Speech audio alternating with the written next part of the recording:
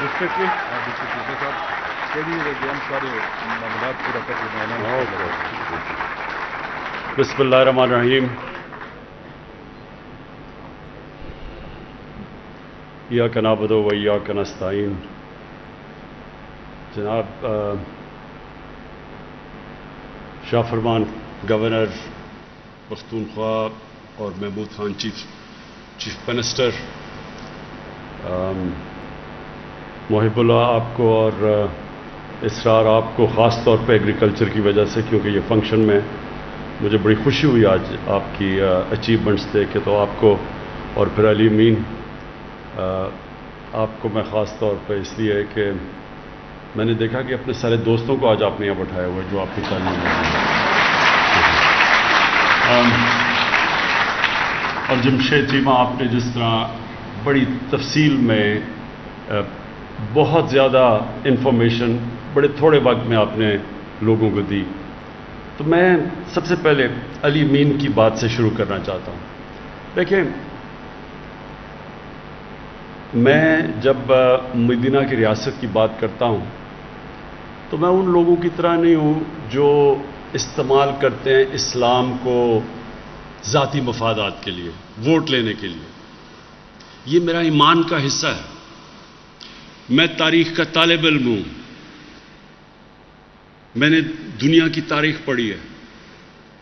میں نے پھر بڑی تفصیل کے اندر اپنی تاریخ پڑھی ہے، پھر اپنے اسلام کی، پھر سب سے جس کا میرے اوپر سب سے زیادہ اثر پڑا اپنے نبی صلی اللہ علیہ وسلم کی زندگی کی بڑی تفصیل میں پڑھی ہے.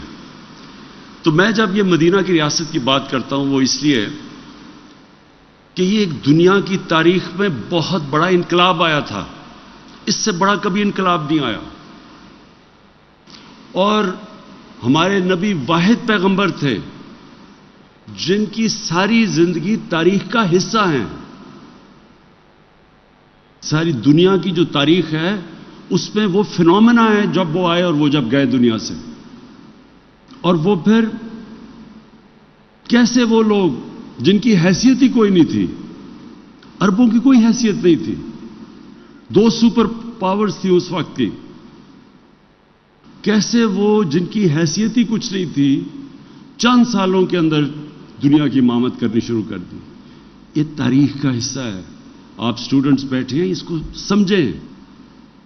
ہم صرف جمعے کے خطبے پہ جا کے سن کے آ جاتے ہیں باہر. ہماری زندگی میں دین کا ہماری زندگی پہ کوئی اثر نہیں ہوتا، اس لیے ہمارے حالات برے ہیں. جب تک وہ جو اللہ ہمیں حکم دیتا ہے قرآن میں کہ ان کی زندگی سے سیکھو، اللہ کو تو وہ تو بے نیاز ہے، اس کو کوئی فائدہ ہی نہیں پہنچا سکتے آپ اللہ کو. وہ آپ کی بہتری کے لیے ہے. قرآن شریف ہماری بہتری کے لیے اللہ نے بھیجا ہے. اگر آپ اس کے اوپر چلتے ہیں تو آپ کی بہتری ہے. اور جب آپ نبی صلی اللہ علیہ وسلم کی سنت پہ چلتے ہیں، ان کی شریعت پہ چلتے ہیں، تو آپ ایک چھوٹا آدمی ایک بڑا آدمی بن جاتا ہے. تو وہ جو قرآن میں جو نماز ہم پڑھتے ہیں کہ اللہ ان کے راستے پہ لگا جو نعمتیں بخشی، وہ آپ 5 وقت مانگتے ہیں. وہ سب سے زیادہ نعمتیں تو انہوں نے اپنے حبیب کو بخشی، تو ان کے راستے پہ بتا رہے ہیں. آپ ہر روز نماز میں ان کا راستہ مانگتے ہیں. تو جب علی امین نے یہ بات کی کہ ہمیں خوددار قوم بننا چاہیے، یہ لا الہ الا اللہ ایک انسان کو غیرت دیتا ہے. جب آپ اللہ کے سوا کسی کے سامنے جھکتے ہی نہیں ہیں، ایک چھوٹا سا انسان غیرت مند ہو جاتا ہے. پیسے والے آدمی جو کسی کے سامنے جھکتا ہے اس کی کوئی عزت نہیں ہے. ایک مزدور بھی جب غیرت مند ہوتا ہے تو لوگ اس کی عزت کرتے ہیں. اور پھر جب یہ جو انقلاب آیا تھا اتنا بڑا، جو یہ مدینہ کا انقلاب آیا تھا، اس کی 2 چیزیں تھیں. اس کی بنیاد 2 جگہ پہ رکھی گئی تھی. ایک تو انہوں نے انسانوں کو آزاد کر دیا، ایک سسٹم دیا، ایک عدل اور انصاف کا نظام لیا. انصاف انسان کو آزاد کر دیتا ہے. جس معاشرے میں جو حضرت علی کا قول ہے نا، ظلم کا کفر کا نظام چل جائے گا لیکن ظلم کا نظام نہیں چل سکتا. ناانصافی کا نظام اس لیے نہیں چل سکتا کہ جو پاکستان میں ہے کہ بڑے بڑے مافیا بیٹھے ہوئے ہیں, قانون کے اوپر ہیں, قانون کی بالادستی قائم نہیں ہونے دیتے کیونکہ وہ فائدہ اٹھا رہے ہیں کرپٹ سسٹم سے. تو وہ جب تک وہ یہ بڑا بڑا مافیا بیٹھا ہوا ہے اور کہتا کہ ہمیں این آر او دے دو اور باقی غریبوں کو پکڑو, وہ ملک آگے نہیں بڑھ سکتا. تو ہمارے نبی صلی اللہ علیہ وسلم نے سب سے پہلے مدینہ میں انصاف قائم کیا کہ میری بیٹی بھی اگر جرم کرے گی تو اس کو سزا ملے گی. اور تمہارے سے پہلے بڑی قومیں تباہ ہوئی جدھر قانون نہیں تھا, جدھر انصاف نہیں تھا, جدھر طاقتور کے لیے اور کمزور کے لیے دوسرا. اور دوسری چیز تھی, انہوں نے انسانوں کے کیریکٹر کو اٹھایا, کیریکٹر بلڈنگ کی نیشن کی. صادق اور امین, سچا اور ایماندار, وہ کیریکٹر سے وہ لوگ اٹھے. کبھی بھی جھوٹے لوگ, ڈرپوک لوگ بڑے قوم نہیں بنا سکتے. سچے لوگ, دلیر لوگ, جو اللہ میں, جو لا الہ الا اللہ میں ماننے والے لوگ, غیرت مند لوگ, وہ صرف بڑی قوم بنتا ہے.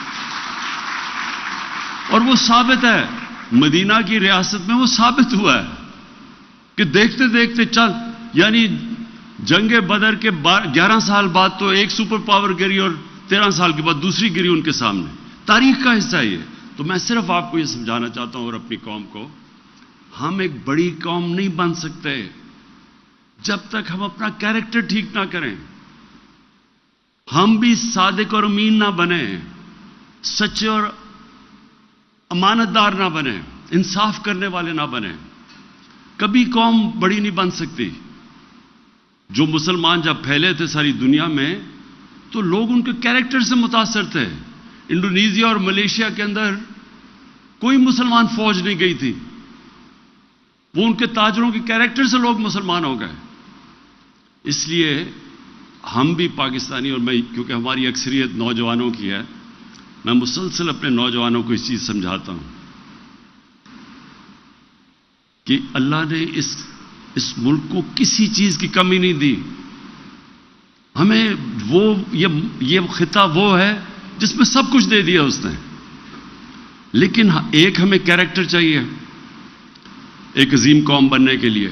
سچے لوگ, سچائی, یہ جو علی امین بات کر رہا تھا کرپشن کی, جو بھی ہاتھ پھیلاتا ہے کسی کے سامنے, پیسے مانگتا ہے کسی سے, اس کی دنیا عزت نہیں کرتی. جب کسی کو کوئی رشوت دیتا ہے تو اس کی غیرت جاتی ہے, جو رشوت لیتا ہے اس کی غیرت جاتی ہے. میں وہ جن لوگوں کو ہم کافر کہتے ہیں, میں نے ساری دنیا دیکھی ہوئی ہے. آپ حیران ہوں گے, وہاں اس طرح اخبار پڑا ہوتا ہے, لوگ پیسے ڈالتے ہیں, اخبار کوئی دیکھنے والا بھی نہیں ہوتا. کبھی وہاں سوچتے بھی نہیں کوئی دھاندلی ہوگی الیکشن میں. ہمارے یہاں پولنگ ایجنٹس بیٹھے ہوتے ہیں, وہاں ہو رہا ہوتا ہے, پھر لڑائیاں ہو رہی ہوتی, وہاں تو آتا ہے سیدھا ووٹ ڈال کے چلا گیا, کوئی پوچھنے والا بھی نہیں ہوتا. کوئی کہتا نہیں دھاندلی ہوئی. کہیں دیکھ لیں یورپ میں الیکشن ہوتا ہے, کہیں کوئی سوچتا بھی نہیں ہے دھاندلی کا. ہماری الیکشن سے پہلے ہماری گھنٹوں میٹنگ یہ نہیں ہو رہی ہوتی کہ ووٹر کو کیسے نکالنا ہے, دھاندلی کیسے روکنی ہے. تو یہ ہمارے لیے بڑی شرم کی بات ہے کہ ہمارے اس طرح کے لوگ آئے جو آج باہر بیٹھے ہوئے ہیں اور باہر اربوں اربوں روپے کی پراپرٹیز پہ بیٹھے ہوئے ہیں, ایک رسید نہیں بتا سکتے پیسہ کدھر سے آیا, اور وہاں سے تقریریں کر رہے ہیں بیٹھ کے. اس لیے جو جب تک اگر ہم نے بڑی قوم بننا ہے, عظیم قوم بننا ہے, وہ جو ہمیں بننا تھا, جو یہ بہت بڑا پاکستان کا کانسیپٹ تھا. تو میں صرف آپ کو شروع میں یہ بتا دوں کہ ایک تو سسٹم کے اندر ہم آج جنگ لڑ رہے ہیں قانون کی بالادستی کی, سارے مافیاز کے خلاف, یہ اس پہ انشاءاللہ ہم کامیاب ہوں گے. اور دوسری, قوم نے اپنے آپ کو چینج کرنا ہے. اللہ کی قرآن میں آیت ہے کہ میں کبھی کسی قوم کی حالت نہیں بدلتا جب تک وہ قوم خود اپنی حالت بدلنے کی کوشش نہیں کرتی, اپنا کیریکٹر نہیں بدلتا. اب جی یہ جو بڑا ضروری ہے آپ کے لیے سمجھنا, ہماری آبادی جب پاکستان بنا تھا اور آپ ہماری آبادی جب پاکستان بنا تھا تو 4 کروڑ سے بھی کم تھی. آج پاکستان کی آبادی 22 کروڑ پہ پہنچ گئی ہے، اور جس ریٹ پہ اب بڑھ رہی ہے تو ہمیں جو اتنی زرخیز زمین کے باوجود ہم نے پچھلے سال 40 لاکھ ٹن گندم امپورٹ کی ہے. 40 لاکھ ٹن. اس بار ہم نے پاکستان کی تاریخ میں سب سے زیادہ گندم اس بار ہماری پیداوار ہوئی. اس کے باوجود ہمیں امپورٹ کرنی پڑے گی کیونکہ ہماری آبادی اتنی تیزی سے بڑھ گئی ہے. ہم وہ چیزیں دالیں امپورٹ کرتے ہیں، سارا جو ہمارا گھی ہے تقریباً 70-80% وہ ہم امپورٹ کرتے ہیں. کھانے پینے کی چیز امپورٹ کرتے ہیں، اور جب دنیا میں ساری قیمتیں بڑھی تو پاکستان میں کیونکہ ہم امپورٹ کر رہے ہیں، یہاں بھی مہنگائی آ گئی. اس لیے ہمارے پاس اب آج جدھر ہم کھڑے ہیں اور جس طرح آبادی بڑھی ہے، اس کو تو ایک تو چیز یہ کہ ہم نے اپنی بنیادی ترین پرائمری ایجوکیشن کے اوپر زور لگانا ہے، اور جو ہم پوری کوشش کر رہے ہیں. اب 2 چیزوں سے آبادی کی سپیڈ نیچے آتی ہے. ایک، بنیادی تعلیم دیں بچوں کو اور اپنی بچیوں کو، اور دوسرا جو بنیادی ہیلتھ کیئر ہے، جو نیچے جو پرائمری ہیلتھ کیئر جسے کہتے ہیں، اس کو ٹھیک کریں. تو وہ تو انشاءاللہ ہم کر رہے ہیں. لیکن اس کے ساتھ ساتھ ابھی سے ہمیں پلاننگ کرنی ہے کہ ہم نے کیسے اپنی اس بڑھتی ہوئی آبادی کو ہم نے کیسے اناج دینا ہے، ہم نے کیسے اپنے لوگوں کا پیٹ پالنا ہے، اور ہم نے کیسے اگر اسی طرح آبادی بڑھتی رہی اور اتنی پیداوار ہماری رہی تو آگے جا کے یہاں تو بہت بھوک ہوگی پاکستان میں. کیونکہ باہر اگر اسی طرح باہر بھی جو قیمتیں بڑھی ہیں، یہ 20 سال کے بعد کبھی اتنی تیزی سے انفلیشن یعنی قیمتیں نہیں بڑھی کموڈیٹیز کی، کھانے پینے کی چیزوں میں، جو اس 1 سال کے اندر بڑھی ہے. تو اس لیے اگر ہم خود اپنی ساری اس ملک میں اناج اگا سکیں تو ہمیں فرق نہیں پڑے گا اگر دنیا میں قیمتیں اوپر جائیں. لیکن اگر ہمیں امپورٹ کرنی پڑتی ہے تو ہمیں فرق پڑے گا، اور پڑ رہا ہے. تو اس لیے یہ بڑا امپورٹنٹ ہے، یہ جو آج جس کے لیے میں خاص طور پہ آیا ہوں، گوملزام ڈیم کا. آج ہم یہ جو تقریباً 2 لاکھ ایکڑ زمین مزید اب اس سے کاشت ہوگی، یہ بڑا ضروری ہے. کیونکہ ہمیں اب سارے پاکستان کو دیکھا اور جو چیزیں جگہیں بتائیں، وہ جگہیں جدھر ابھی تک کوئی فصل نہیں اگ رہی تھی کیونکہ پانی نہیں تھا، تو ہمیں اب جو اپنی عقل استعمال کر کے فیصلہ کرنا ہے. اتنا ہمارے پاس پانی ہے، انڈس کے اندر اتنا پانی ہے، یہ جو سارے 5 دریا ہیں، یہ سلیمان سے جو نیچے آتے ہیں پہاڑوں سے، ان میں سے کتنا پانی آتا ہے، اس پانی کو ہم نے سٹور کیسے کرنا ہے. سب سے زیادہ پاکستان کی یہ یعنی 50 سال کے بعد پہلی دفعہ ڈیمز بن رہی ہیں پاکستان میں، اور انشاءاللہ 10 سالوں میں ہم نے 10 ڈیمز کا پورا پروگرام بنایا ہوا ہے بننے کا. تو ہمارا ابھی تقریباً 14 MAF پانی سٹور کر سکتے ہیں. اس کو ہماری کوشش ہے 25 پہ لے کے جائیں اور اس کو ڈبل کر دیں. تو یہ ہمیں سب سے پہلے تو پانی کتنا ہے، اس کو ہم نے بچانا کتنا ہے، اس کو کیلکولیٹ کریں. پھر جو پانی بچے اس کا بہتر استعمال کیسے کرنا ہے. ابھی ہم استعمال بھی ٹھیک نہیں کرتے تاکہ ہم اپنی زمین سے زیادہ پیداوار لیں. تو یہ چیلنجز ہیں. اور پھر ریسرچ. دیکھیں، جب تک ہم ریسرچ نہیں کریں گے، اور ہماری بڑی زبردست ریسرچ ہوتی تھی، ہم جب بڑے ہو رہے تھے فیصل آباد یونیورسٹی کی بڑی ریپوٹیشن تھی ساری جگہ، بڑی لوگ تعریف کرتے تھے اس کی. اس کے بعد ساری ہماری ریسرچ چلے گی. اب یہ دیکھ لیں کہ ہندوستان کی ییلڈ یا پیداوار ہمارے سے زیادہ ہے. ہم بات ہی نہیں کر رہے کہ امریکہ اور یہ یورپ کی، ہم تو بات کریں اپنے ہمسائے کی جو ہمارے ساتھ آزاد ہوا تھا، اس کی ہمارے سے زیادہ پیداوار ہے، کیونکہ وہاں بھی ریسرچ زیادہ ہے. تو اس لیے سیڈ ڈیولپمنٹ، اس کی ریسرچ کرنا، پانی کا بہتر استعمال کیسے کرنا، اپنی پیداوار کو بڑھانا، نئی ٹیکنالوجیز کا کیسے استعمال کرنا، اب اس طرف ہم نے جانا ہے. اور پھر ہمارے ہی جو سارے علاقے پڑے ہیں، جس طرح قبائلی علاقے کی بات کی ابھی جمشید نے، یہ سارا وزیرستان پڑا ہے ہمارا، یہ بہت بڑے علاقے پڑے ہیں ادھر. اب ان علاقوں کا بہترین استعمال کیسے کرنا ہے. ایک چیز تو پاکستان میں شروع ہوگی، مثلا زیتون. پورا زیتون کا انشاءاللہ انقلاب آ رہا ہے ساری جگہ اور پختونخوا میں خاص طور پہ. اور یہ سارے قبائلی علاقے میں یہ بلوچستان تک ہم زیتون اگا سکتے ہیں. اور زیتون ایک کیش کراپ ہے. ایک تو یہ ہے کہ پاکستان میں بڑا فائدہ ہوگا, بڑی مہنگی بکتی ہے زیتون کا تیل, لیکن یہ دنیا میں ہم ایکسپورٹ کر سکتے ہیں. اور پاکستان میں ہم نے ریسرچ کی ہے کہ بہترین علاقے ہیں پاکستان میں اور بہت زیادہ علاقے ہیں زیتون کے. پھر اور بڑے کیش کراپس ہیں, مثلا ایووکاڈو ہے. اب ایووکاڈو ساری سبزیوں کا بادشاہ سمجھا جاتا ہے, سب سے زیادہ وٹامنز ہیں اس میں. ہمارا ملک بہترین ملک ہے ایووکاڈو اگانے پہ. میں نے اپنے گھر میں اگائے, ایکسپیریمنٹ کیا, زبردست اگتے ہیں. تو دکان میں پتہ چلا ایک ایووکاڈو 700 روپے کا بکتا ہے. تو یہاں ہمارے تو اتنا ہی جگہ ہے اگانے کی. تو کہنے کا مقصد یہ انسان کو اپنا ذہن لگانا پڑتا ہے, اس کے لیے سوچنا پڑتا ہے, آگے کا سوچنا پڑتا ہے, اگلی الیکشن کا نہیں, اپنی اگلی نسلوں کا سوچنا پڑتا ہے.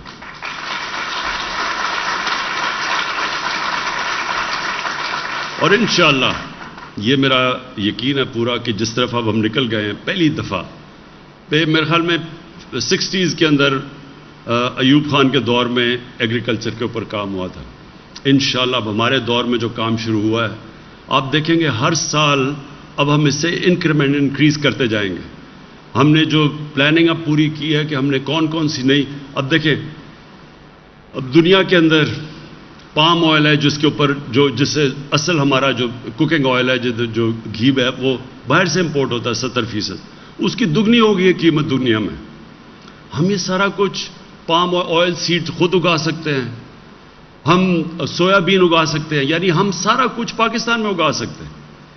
تو انشاءاللہ جو اب سے ہم پلاننگ کر رہے ہیں کہ دنیا میں جو بھی مسئلے آئیں, پاکستان میں ساری چیزیں جو بنیادی ضروریات ہیں ہماری, دالیں مثلاً, عام آدمی دال کھاتا ہے, یہ بھی دن آنا تھا سوچے کہ 70% دال ہم باہر امپورٹ کر رہے ہیں.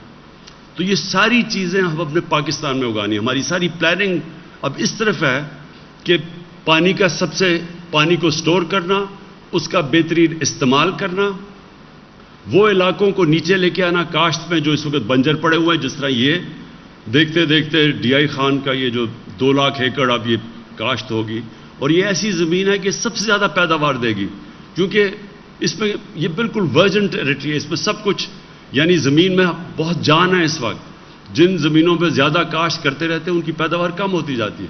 یہ تو بالکل ورجن ٹیریٹری, یعنی یہ ہر چیز میں, کپاس میں انشاءاللہ سب چیز میں یہ سب سے زیادہ پیداوار یہاں ملے گی. پھر چولستان میں علاقے ہیں, وہاں اگر ہم پانی کا صحیح استعمال کر لیں, وہ ایسے ملک ہیں جنہوں نے اب, اور چین نے ہمیں میں جب چائنا گیا تو انہوں نے ہمیں ڈیمونسٹریٹ کہ انہوں نے ریگستان کے اندر انہوں نے فصلیں اگا دی ہیں, نئی ٹیکنیکس آ گئی ہیں. تو ہم نے اب استعمال کرنے اپنے وہ علاقے جو ابھی تک ہم نے کاشت پہ نہیں تھے, انشاءاللہ ان کے اوپر پورا زور لگائیں گے اور ان کو کاشت کے نیچے لے کے آئیں گے. نئی جس طرح میں نے کہا ایووکاڈو ہے, سویا بین ہے, نئے فروٹس ہیں, یہ سارے ہم فیصلہ کریں گے کس زون میں کون سی چیز کا سب سے بہتر فائدہ ہوتا ہے, کیش کراپس کون سی ہیں. تو انشاءاللہ اس کے اوپر اب نکلے ہوئے ہیں. اور یہ جو آج انیشیٹو ہے کہ یہاں ایگریکلچر یونیورسٹی کا, یہ بہت ضروری تھا یہاں, کیونکہ ڈی آئی خان کے اندر اس کا بہت بڑا امپیکٹ پڑے گا اگر یہاں ریسرچ ہو. ادھر میاں والی میں جو میں نے نمل یونیورسٹی بنائی ہے, اس کے اندر بھی ہم ایک باہر سے جو دنیا کا ٹاپ ایگریکلچر کی انڈسٹری ہے ہالینڈ کی, اس سے ہم نے کولیبریشن کی ہے. ادھر ہم بنا رہے ہیں ایگریکلچر ریسرچ کے لیے, تاکہ ہم آپ کو اس سارے علاقے کو ہم بتائیں کہ بہترین لیٹسٹ پریکٹسز کیا ہیں اور لیٹسٹ ٹیکنالوجی کیا ہے. اور پھر چائنا کے ساتھ ہماری اگریمنٹ ہوئی ہے سی پیک کے اندر کہ ہم نے ان سے بھی جو ان کی ٹیکنیکس ہیں, جو لیٹسٹ ٹیکنالوجیز ہیں. چائنا میں مثلا دودھ ہے, گائے ہمارے سے کوئی 3-4 گنا زیادہ دودھ دیتی ہے گائے وہاں. تو ہمارا اس وقت بڑا مسئلہ بنا ہوا ہے پاکستان میں, ہمارے اتنے زیادہ گائے بھینسیں ہیں لیکن دودھ بہت کم ہے, ملک کے لیے کافی دودھ نہیں, اور جو دودھ ہے وہ بدقسمتی سے زیادہ تر اس میں ملاوٹ ہوتی ہے اور وہ ہمارے بچوں کے لیے برا ہے. تو دودھ کے اوپر پورا زور لگائیں گے, کیسے ہم اپنی جو بریڈ ہے, جو نسلیں ہیں, ان کو بہتر کر سکتے ہیں. آخر میں صرف کیونکہ آج ڈی آئی خان آیا ہوں, میں یہ ضرور اناؤنس کروں گا کہ بڑا مسئلہ بنا ہوا ہے ہمارا ساؤتھ وزیرستان میں مسعود اور ہمارے جو دو بڑے قبیلے ہیں مسعود اور وزیر قبیلے، وہ ڈسٹرکٹ چاہ رہے ہیں کہ 2 ڈسٹرکٹس بن جائیں اس علاقے کی. تو میں یہ آج اناؤنس کر رہا ہوں کہ انشاءاللہ اب ہم ان کے لیے 2 مختلف ڈسٹرکٹس بنائیں گے. لیکن میں میں ساتھ کہہ چلوں کہ ان کے تھوڑے سے مسئلے ہیں زمین کے، اور وہ میں نے ان کو کہا ہوا ہے محمود خان کو کہ ان کے اندر ڈسپیوٹ ہے زمین کی، تو پہلے وہ ہم حل کر دیں گے اور پھر انشاءاللہ دونوں کو ہم ڈسٹرکٹ بنائیں گے. اس سے مقصد اس کا یہ ہے کہ زیادہ بہتر ایڈمنسٹریشن بہتر ہو سکے. جتنے آپ چھوٹا ایڈمنسٹریٹو بلاک بنائیں گے اتنی بہتر سروس دے سکتے ہیں لوگوں کو. تو بڑے بڑے علاقوں میں جب ہو جاتے ہیں اور بڑے لوگوں کو دور جانا پڑتا ہے تکلیف ہوتی ہے. تو صرف اس لیے انشاءاللہ یہ میں آج اناؤنس کر رہا ہوں. اور قبائلی علاقے کا میں خاص طور پہ جو پرانا قبائلی علاقہ تھا اس کے اوپر ہم نے خاص زور لگانا ہے کہ وہاں کس طرح ہم ان کی کس طرح کی فصلیں کو ان کی کیسی مدد کر سکتے ہیں، کیونکہ وہ پیچھے رہ گیا ہے. تو ہم نے خاص طور پہ زور لگانا ہے کہ وہاں کے لوگوں کی ہم نے اسٹینڈرڈ آف لیونگ، ان کی زندگی بہتر، ان کو کیسے ہم کر سکتے ہیں.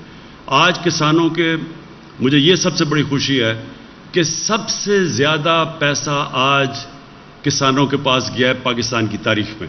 کبھی اتنا زیادہ پیسہ کسانوں کے پاس نہیں گیا، کیونکہ پہلی دفعہ ہم نے قیمت دی ہے.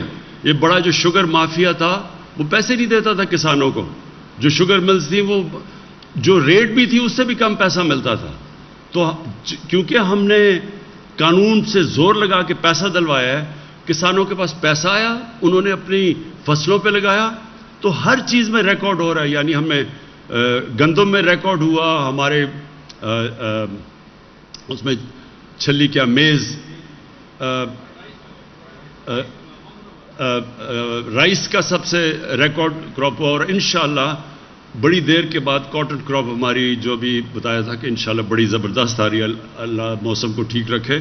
تو یہ بھی پاکستان کو بڑا، اور کسانوں کے پاس کبھی اتنی قیمت نہیں ملی ہوگی اس کی، اور پھر جو پیسہ جائے گا پھر اور زیادہ خوشحالی انشاءاللہ ہمارے دیہاتوں میں آئے گی. بہت بہت شکریہ.